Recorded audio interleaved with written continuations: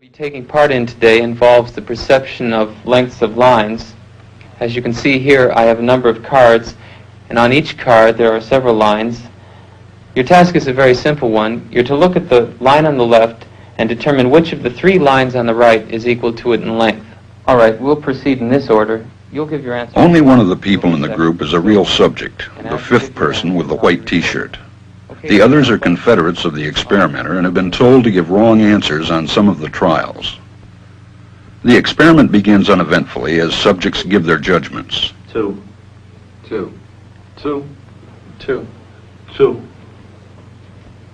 3, 3, 3, 3.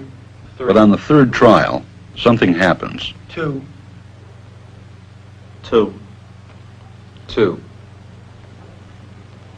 2, 2. The subject denies the evidence of his own eyes and yields to group influence. 1, Asch found subjects went along with the group on 37% of the critical trials. But he found through interviews that they went along with the group for different reasons. 1, 1. They must be right. There are 4 of them and 1 of me. 1, This subject's yielding is based on a distortion of his judgment. He genuinely believes that the group is correct.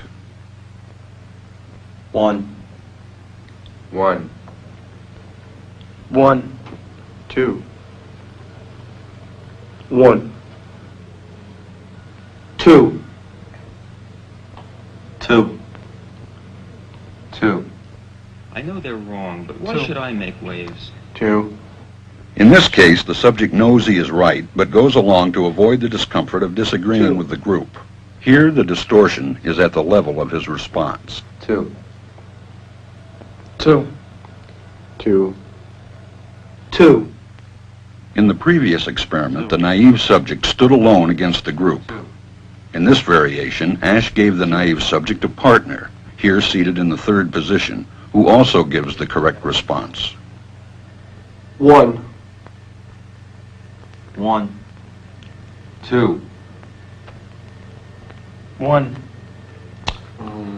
2, With a partner, yielding drops to only 5% of the critical trials compared to 37% without a partner.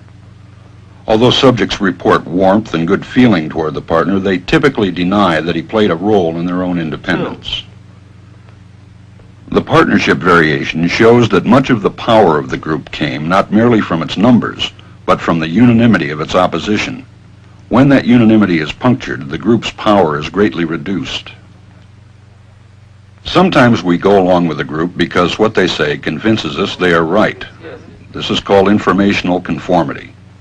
But sometimes we conform because we are apprehensive that the group will disapprove if we are deviant. This is called normative conformity.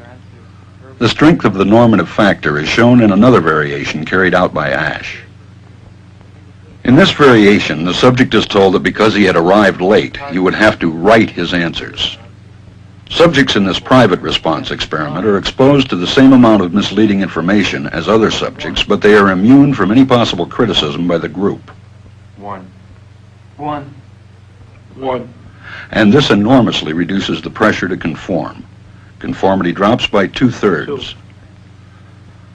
Asch's experiment is a classic. It reveals how people will deny what they see and submit to group pressure.